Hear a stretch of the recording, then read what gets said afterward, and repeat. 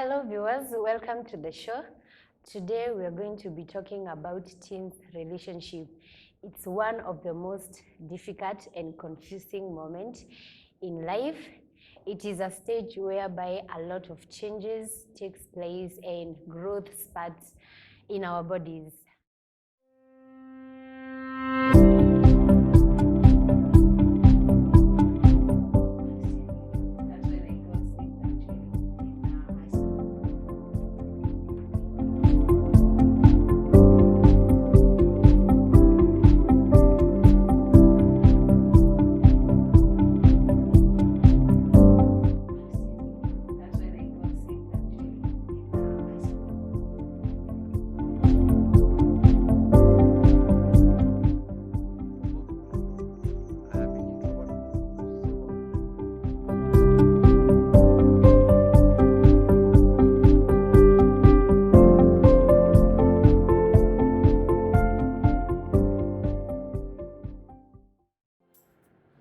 We have grown in a society whereby having a boyfriend or a girlfriend at that age is a taboo. Usually, we are encouraged to concentrate and focus on our studies. And I have a guest here with me who has a wide knowledge on the same, and she is going to talk to us. Now, without further ado, please allow me to allow my guest introduce herself. Karibu sana. Oh, thank you. Linda and Golden Hack for having me today. My name is Lynette. Some will call me Pastor Lynette. I am a minister of the gospel. Myself and my husband, we pastor a church at Ndagani called JC, Jesus Exaltation Church. I'm a born-again Christian. I am a mother of 2 children. I work as an administrator of a children home, so I do so many things. I'm also a student, and I'm glad to be here today to discuss this very important idea. Okay, thank you.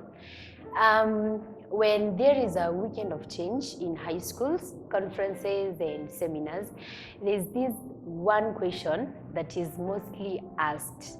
Is it right to have a boyfriend or a girlfriend while I'm in school? Wow, yeah, that's a very common question. I remember I was there about 20 years ago, and I remember we used to ask the same question: is it right? And most time we'll be told no, it's not right. It is a no and it's a yes.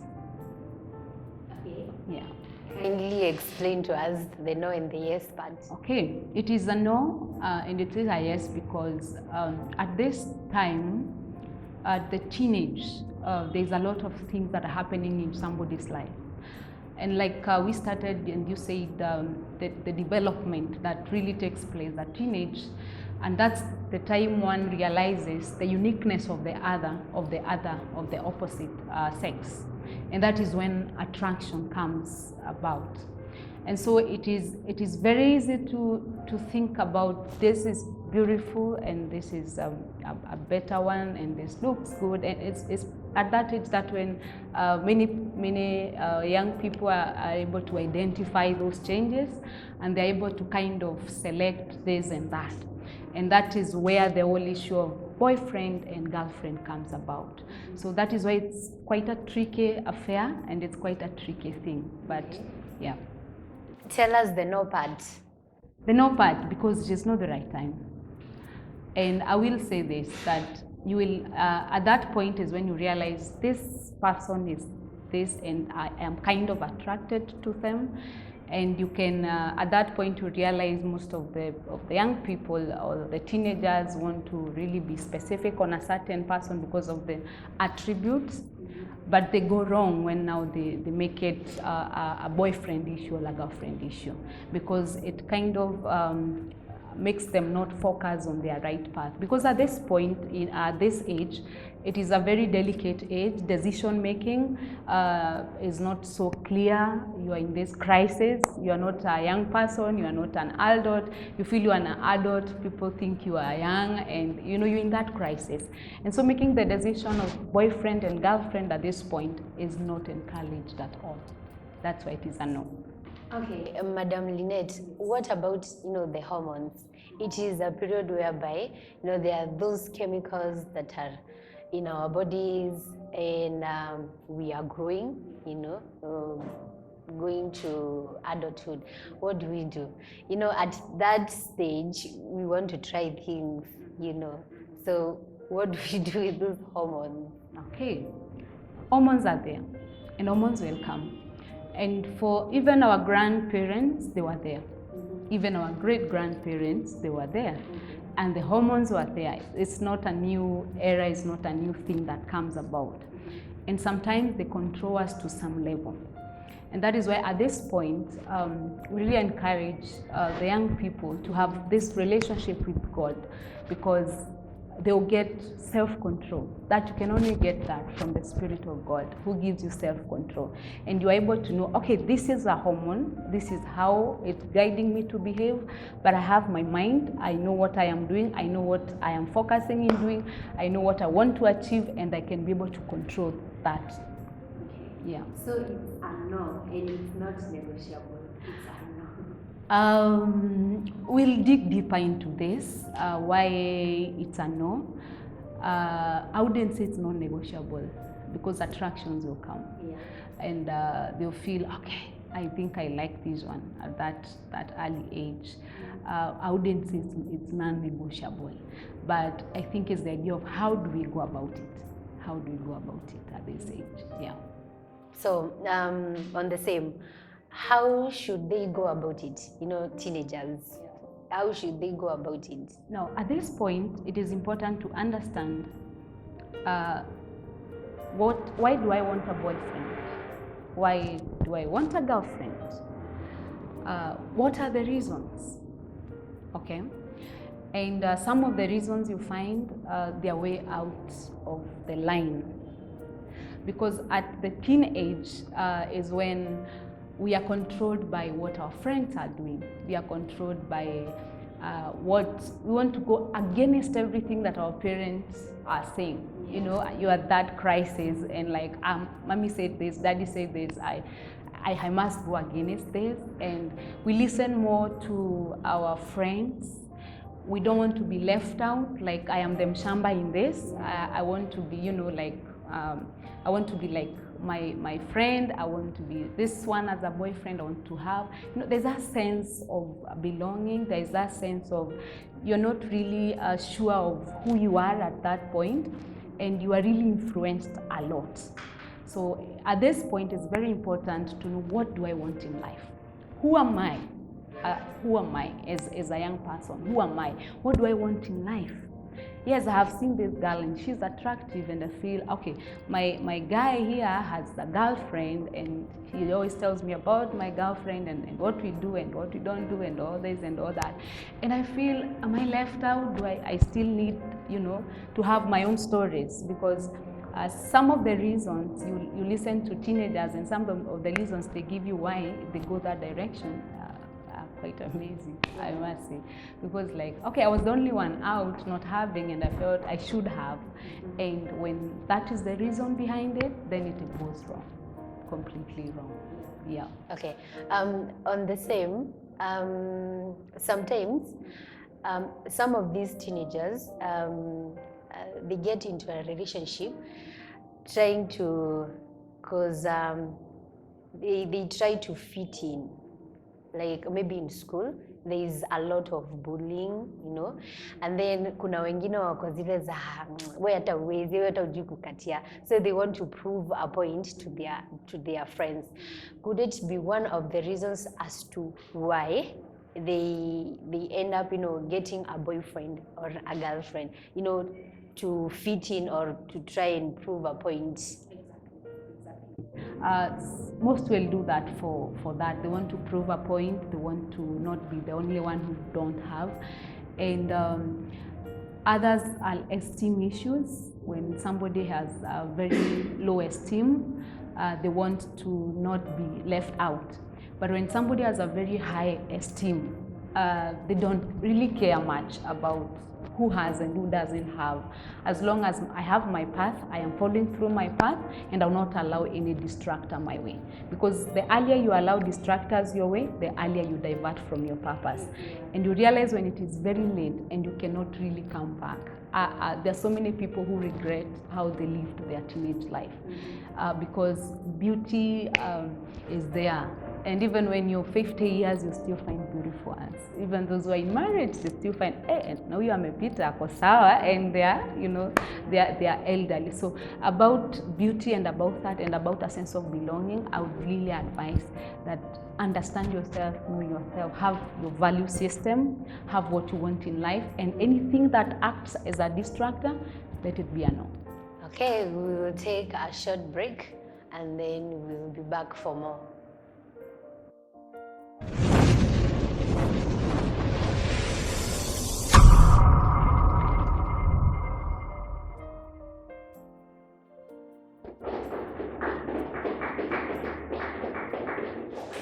Welcome back. Before we went for a break, we were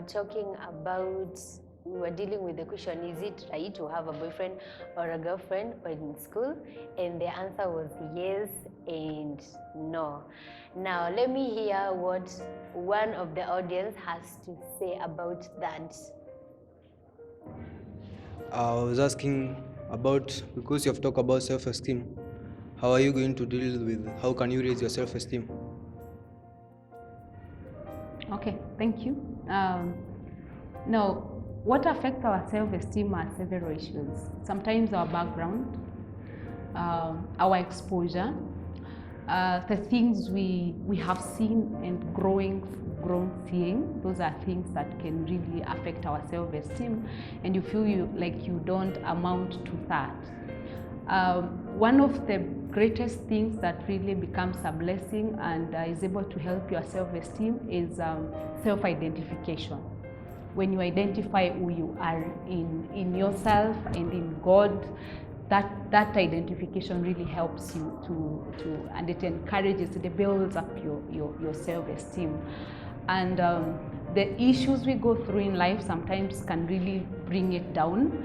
But once we know who we are in God, once we know that we are made for greatness, once we have that belief and that perception that we are not just nobodies, but we are somebodies, that really builds up. And as we continue learning and being in school and understanding things, you kind of find it is growing. And also making sure you keep the right company with you, a company that you feel, wow, this is it. The other thing that can help raise your self-esteem is mentors. When you have mentors in your life that show you this is possible, you are great, you are going somewhere, because at teenage you really want that somebody to really tell you, okay, you're doing it right, and somebody to really confirm to you that what you are doing is working and you are great and all that. So having mentors in our lives, that also helps raise our self-esteem. Yeah. Okay, now let's talk about sex among teenagers. Currently, there's a lot of sex taking place among teenagers, and let's talk about that. It is very unfortunate, Linda, because the way sex has been introduced to teenage, in most cases it has been introduced by fellow teenagers who do it very wrong, because we miss it at the point of upbringing our children, that we are not able to speak these things openly and talk to them openly about sex and issues to do with sex. So they get it, their first point of information is not the guardian or the parent. The first point of information is a fellow teenager who experienced the same and they share the same. And because again, you don't want to be left out, you want also to exercise that. And that is very, very dangerous, because sex is only for the married. Sex is only for the married. That is a gift only for the married. It is not for teenagers, it is not for the youth, it is strictly for the married. Okay, can we also blame the social media? In a big way, but who is allowing the social media? It is us. It is us who are buying the gadgets.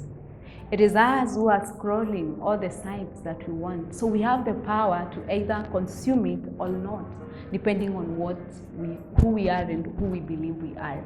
Because as much as we will complain that social media is affecting, who is posting those things? Who forces you to go and watch them?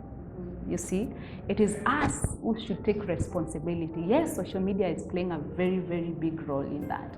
But also we are the people who get the phones.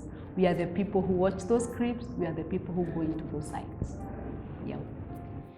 All right, so what measures are we supposed to take, as parents, as guardians, to help the teenagers? Now, as guardians and as parents, we need to have an open discussion with our children.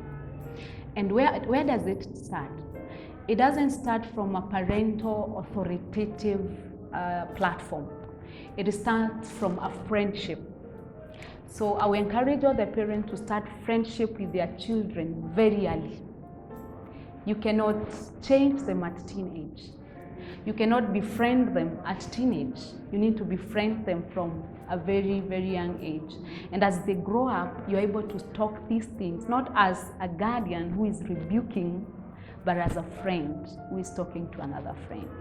When you're able to create that friendship as parents, then when they get to teenage, it will not be a big deal for a 13-year-old daughter to tell mama, I think I'm liking someone.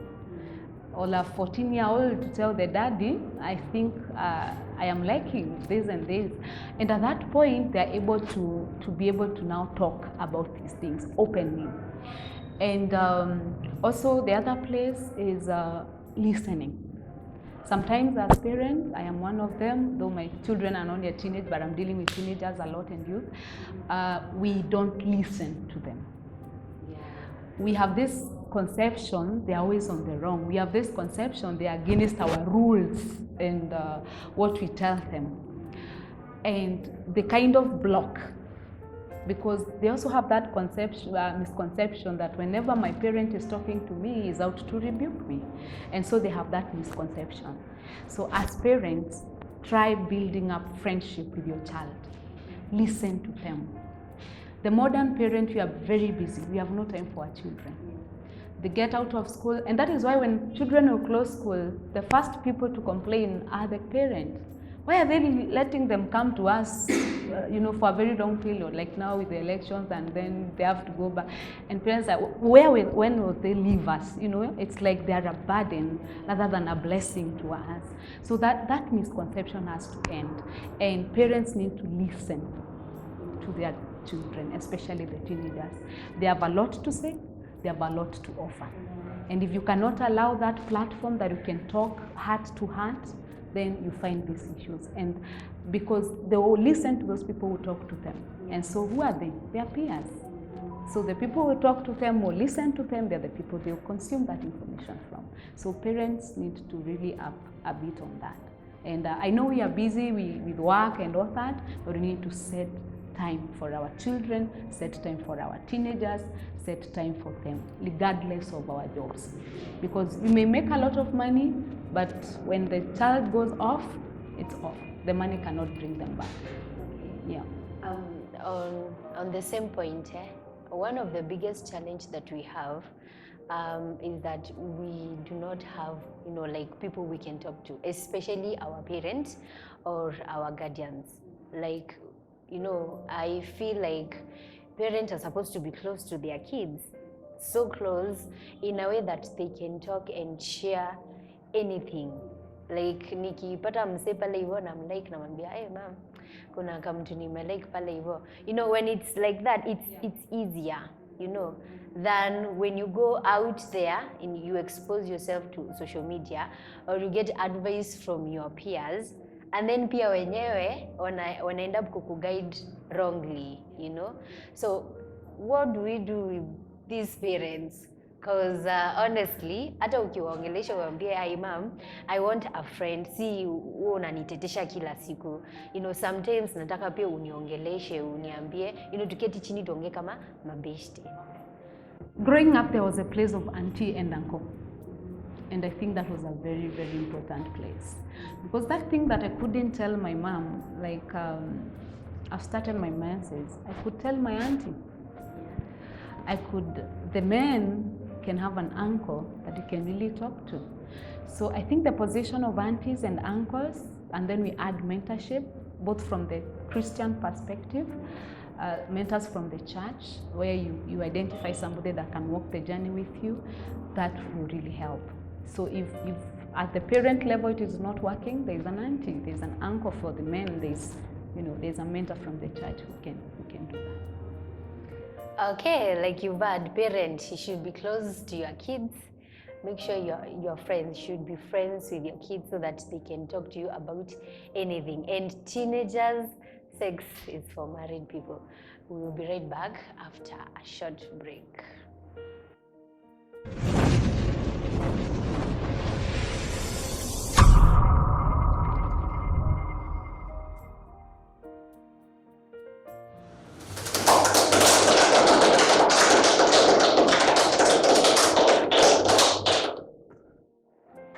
Welcome back. We are having a very interesting conversation.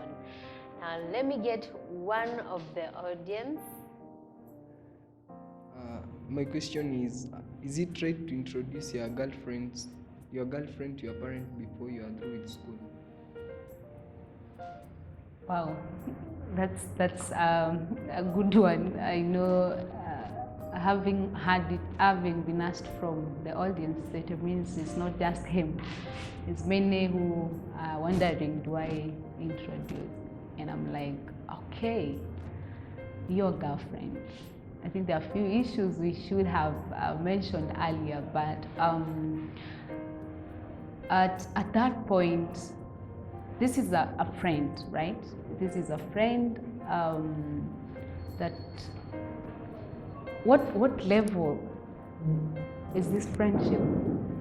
Because you're still a student, you're still trying to identify what you want. You are still very early at that level. But if it's just a friend, that's okay.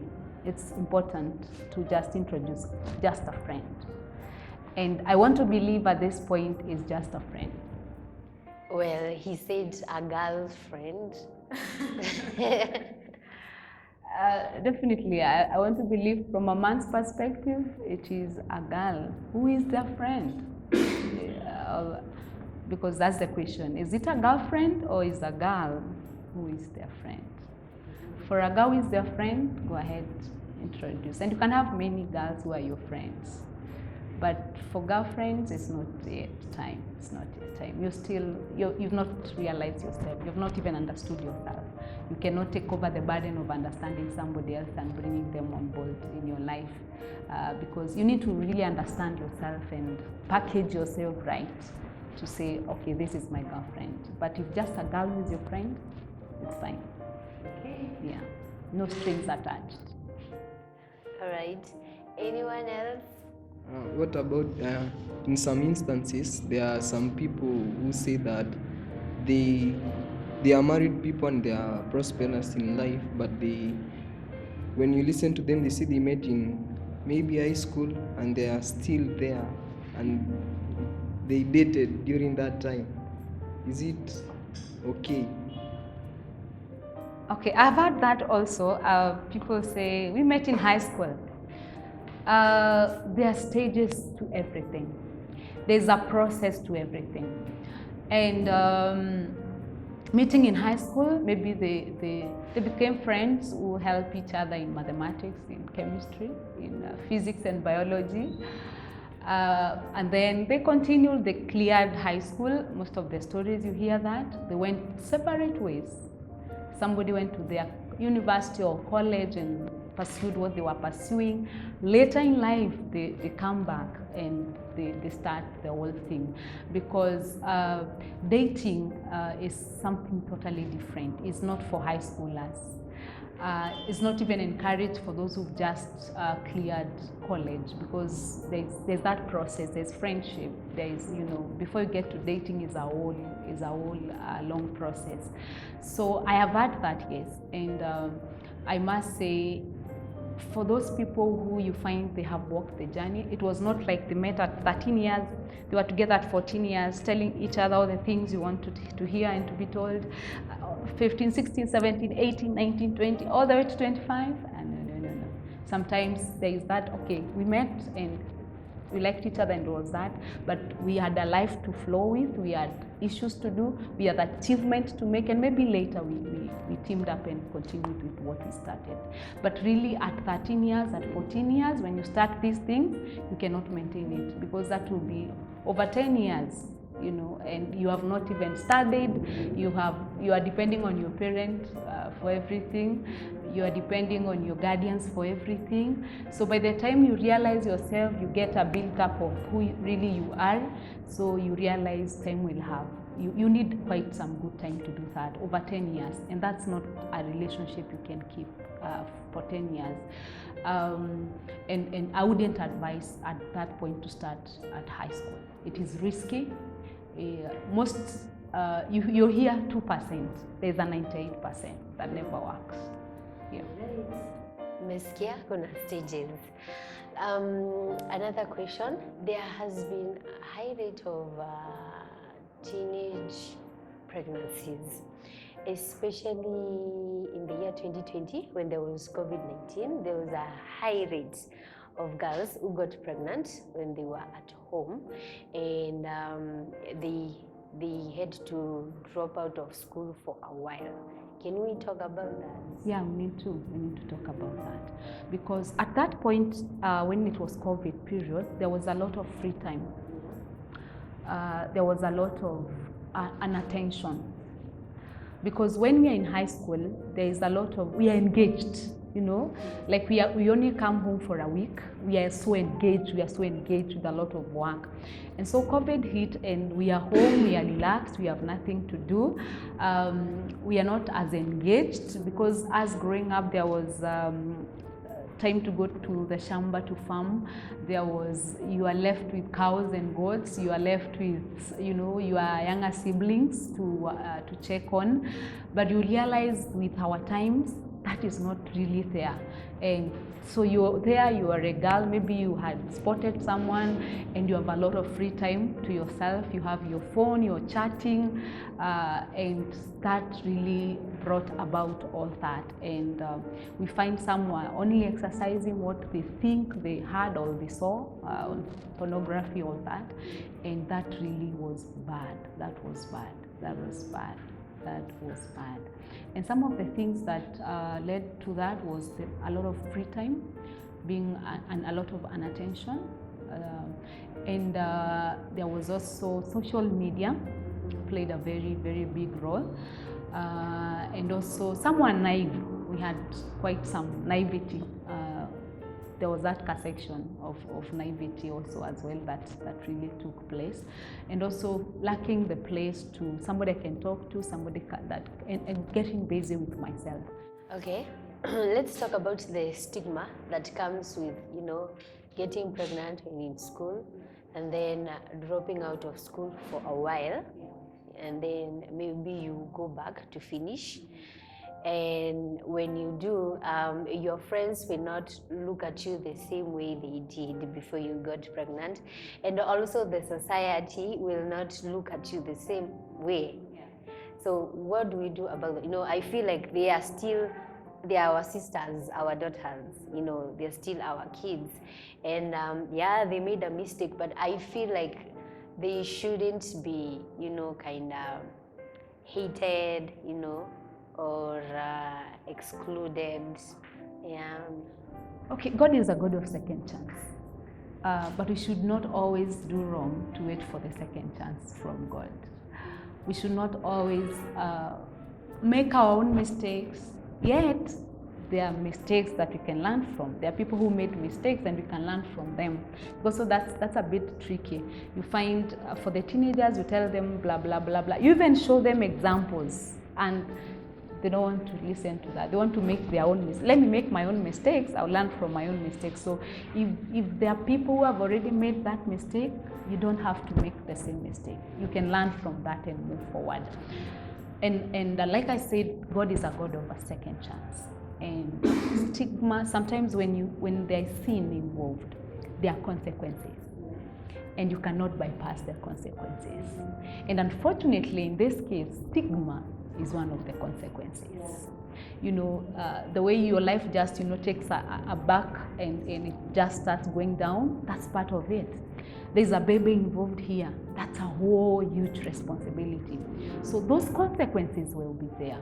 But that doesn't mean it's the end of life. God gives a second chance. And so should the community also do that.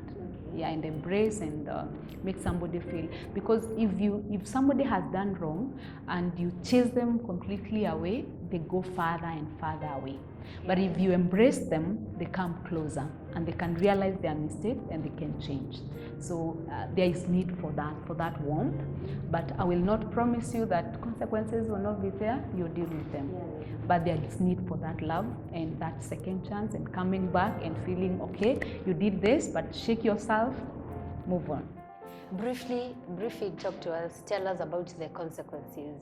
You know, you've just given birth or you're expecting a kid, you are a teenager, you are depending on your mom, maybe guardian or even a single parent.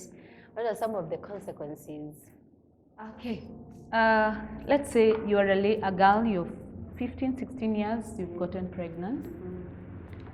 Already your body, it starts there very early. Already your body is not set for that. I don't want to scare anybody, but already your body is not set for carrying the pregnancy. I am not a doctor, but I'm a mother of two. So I know the process and I know what happens. So when you're that young, when you're a teenager, you're 14 or 15 or 16 years, your muscles are not yet built up to carry that. Yeah. And when the siku ya kiama ikifika, it is even tougher because your muscles and your bones are not ready for that. And so it starts there. And depression sets in at that point. Yeah. Number one, it starts with, how do I tell my parent that I am pregnant? That's where it starts. So you find somebody is depressed, somebody is not talking to other people, they are wearing oversized dresses and tops. That whole process is mentally draining, is emotionally draining. Like kabisa, it drains you emotionally. And then it comes to a point now, maybe the parent will realize even before you tell them that, oh, something is happening here. And it already brings a kind of tension in the family. Because you realize the mother already clicks, okay, hapa nakuja kuachiwa huyu. So already there is that tension. The love kind of goes cold. The image of the family is affected. Your own image as a person is affected. There are people who have been looking up to you. Mtoto fulani alimaliza prima vizuri, ameenda high school, she wants to be this and this, and there are people who are looking up to you. They're all affected, and then now you start the journey of carrying the pregnancy. You take it to term, and now childbirth comes and you give birth to your child. It's not easy when you're young. It is not easy when you're young. It is a bad experience when you're young. Because emotionally you are not made it for that. Physically your body is not set for that. But alingia atatoka. So that happens. Now, if you are in Form 3, a whole year is wasted. Another year is wasted. Because there's a year that you have carried the pregnancy, then there's the year that mtoto amekuwa mdogo, and you have at least for a year to check the baby. So even when you want to get back to school, you get back after like 2 years also. At this point, our school system is changing very fast. Within 2-3 years, our school system is changing. So kuna watu wanarudi, wanakuta zile set books walikuwa wamesoma, they are already passed, and you really have to start again. So there is a lot of, kuna vitu ambazo you just have to start over again. You're starting over so many things. Remember at this point, your peers are way ahead of you. Wameingia kampo at this point. And maybe your boyfriend ako kampo, he doesn't care. The beautiful ones are still, where you are cheap. Ulijimes, you are cheap, so he goes on. So people go on with life, you come back, pole. So you're coming in, not as a student again, but as a mother. So the stigma is very high. There's a lot of responsibility. Uko class, unakumbuka mtoi mali yako, and it really affects you. And from there going forward, all decisions you make, you don't make as a single person, you don't make as a youth, you make as a mother. You lose all your youth, and the way youth is good, and the way youth has opportunities, and the way youth is enjoyable, you waste all that. You don't get to enjoy the youth. Lastly is when now you need to get married. That's when now you realize, wow, this mess was serious. You find this good guy who loves you, want to get to marry you. Immediately the mention of have a baby comes, they disappear. You receive a text, they leave you through a text message. I know of people who are right now at their 40s, they don't have a mate because they messed at teenage. And living life alone is not very sweet. It's not very. So those are just some of the consequences.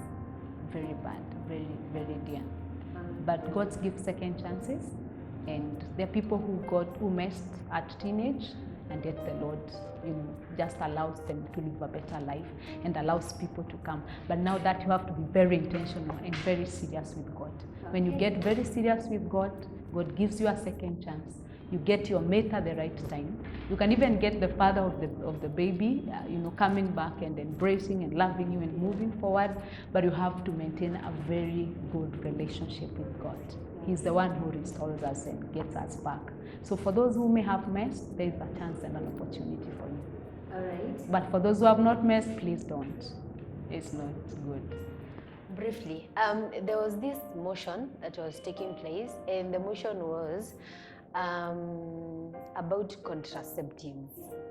Should girls be allowed to use, contraceptives, maybe pills or those other things, to help curb the teenage pregnancy? For me, from my take, and I would stand with that, it is a no. For me, it is a no. Because what you are doing, you are avoiding the pregnancy, but you're increasing sin. Because sex before marriage is sin, period. So you're allowing contraceptives. So what does that mean? People can do whatever they want. People can sleep however they want and with how many they want, as long as they know they will not get pregnant, but you're multiplying sin. If Jesus comes, they will not see heaven. So it's a no for me. Okay, give your final remarks on all of these, teenage relationships and everything to the audience as we conclude. Wow, thank you. I'm glad we are coming to this. And from me is there is time for everything. There is time for everything. Know where you are in life. Know what you want. Know the way, the process to it. That way you will avoid distractors that are not supposed to be there. Secondly, every stage in life is very important and very crucial. Enjoy your teenage, it is to be enjoyed. Enjoy your youth, it is to be enjoyed. But everything that we do on earth, it has consequences. Thirdly, love the Lord with all your heart. Give your life fully to Him. He is the one who leads us. He is the one who is in control. On those things as teenagers that we are not able to control, He releases self-control to us. And He's such a faithful God and is able to do that. And young people, listen to your parents. They may look analog, but they have something to offer. They have been there before. There is nothing new under the sun. They have gone through teenage, they have gone through youth, and when they advise right. For the older people, the mothers and the fathers, listen to the teenagers. Take your time, listen to them, give them godly counsel, and it shall be well. Thank you. Wow. Thank you so much, Madam Lynette, for sharing with us. Thank you to audience for your time and sharing with us. This is Deep for Deep Show, Golden Act TV. Don't forget to subscribe, like, drop a comment, and share.